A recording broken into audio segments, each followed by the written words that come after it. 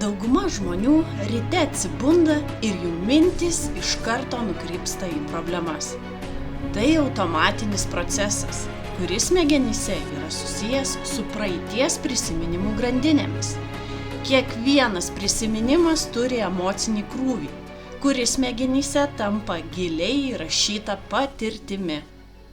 Naujausi neuromokslų tyrimai rodo, kad emocijos yra ne tik praeities įvykių rezultatas, bet ir mechanizmas, kuris sukuria ir įtvirtina mūsų mąstymo bei elgesio įpročius.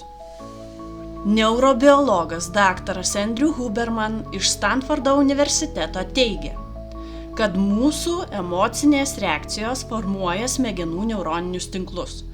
Kuo dažniau galvojame apie tą pačią problemą ar emociją, tuo stipresni tampa šie tinklai.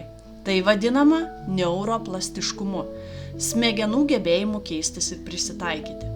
Tačiau problema kyla tuomet, kai neigiami įpročiai tampa mūsų numatytąją būseną, dėl kurios mūsų gyvenimas tampa nuspėjamas.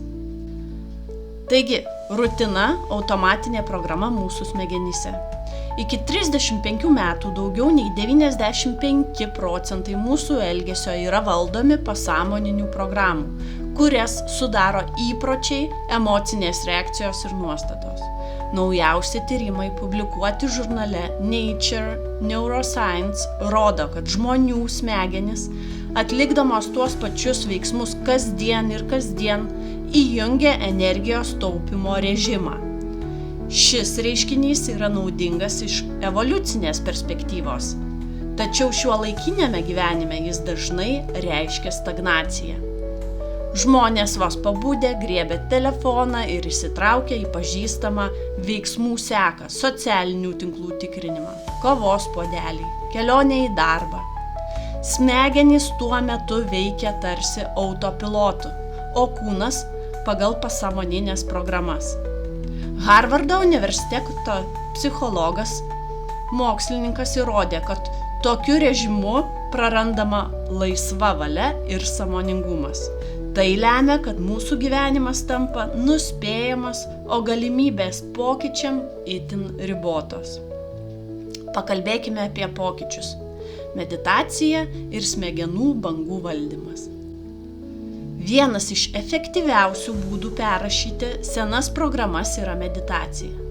Mokslininkų atlikti tyrimai parodė, kad meditacija gali sulėtinti smegenų bangas nuo beta iki alfa ir net teta dažnių. Tai leidžia peržengti analitinį protą ir pasiekti pasąmonę, kur galima pradėti kurti naujus neuroninius tinklus. Tyrimai taip pat rodo, kad nuolatinė meditacijos praktika stiprina prefrontalinę žievę, tai yra smegenų sritį atsakingą už sprendimų priėmimą, savidiscipliną ir sąmoningumą. Tai reiškia, kad žmogus gali lengviau atsispirti senoms emocinėms reakcijoms ir kurti naujus įpročius. O dabar apie streso įtaką kūnui ir protui.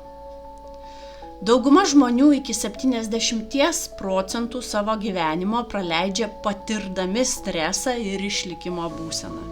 Naujausi Yale universiteto tyrimai rodė, kad lėtinis stresas keičia smegenų struktūrą. Mažina hipokampo, atsakingo už atmintį ir mokymąsi tūrį, ir aktyvina amigdalą, sritį, kuri valdo baimės reakcijas. Šis biologinis atsakas reiškia, kad žmonės emociškai užstringa praeityje ir šitaip įtvirtina savo ribotumą. Be to, stresas turi įtakos ir fiziniai sveikatai. Tyrimai rodo, kad ilgalaikis stresas skatina kortizolio gamybą, kuri sukelia uždegiminius procesus organizme.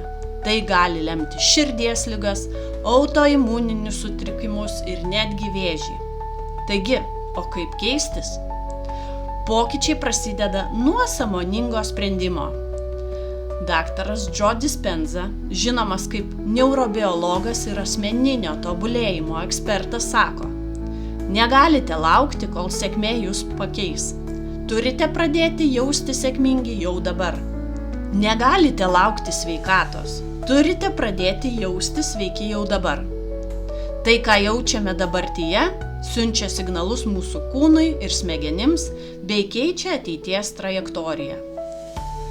Taigi, protinė repeticija. Naujausi tyrimai parodė, kad mentalinė praktika veikia taip pat efektyviai kaip ir realūs veiksmai. Kai žmogus įsivaizduoja norimą elgesį ir tikslą, smegenys suaktyvina tas pačias neuroninės grandines, lyg tai vyktų iš tikrųjų. Sekantis sąmoningumas. Praktikuojant sąmoningumą didėja savęs suvokimas ir mažėja automatinių reakcijų tikimybė.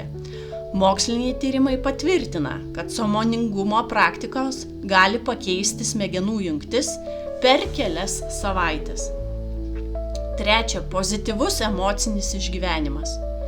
Tyrimai rodo, kad teigiamos emocijos tokios kaip dėkingumas ir meilė skatina oksitocino ir dopamino išsiskyrimą. Tai ne tik gerina nuotaiką, bet ir skatina sveikatos bei sėkmės atsiradimą. Taigi, tapkite savo gyvenimo kūrėjais. Kai atsisakote praeities prisiminimų ir emocijų, pradedate kurti naują ateitį. Kvantinės fizikos mokslininkai pabrėžia, kad sąmoningumas turi tiesioginę įtaką realybei. Tai reiškia, kad mintys ir emocijos formuoja mūsų gyvenimo patirtį.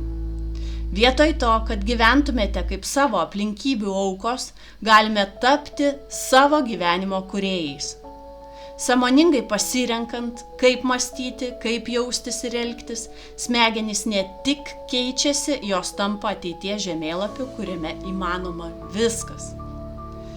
Moksliniai tyrimai nuolat įrodo, kad mūsų gebėjimas perprogramuoti smegenis ir kūną yra beribis. Sąmoningumas, meditacija ir teigiamos emocijos yra raktas į pokyčius, kuriuos galite pradėti jau šiandien. Kodėl laukti krizės ar tragedijos? Keiskimės dabar, būdami įkvėpimo ir džiaugsmo būsenoje. Jei patiko įrašas ir norite panašių išgirsti daugiau, spauskite like, subscribe ir palikite komentarą.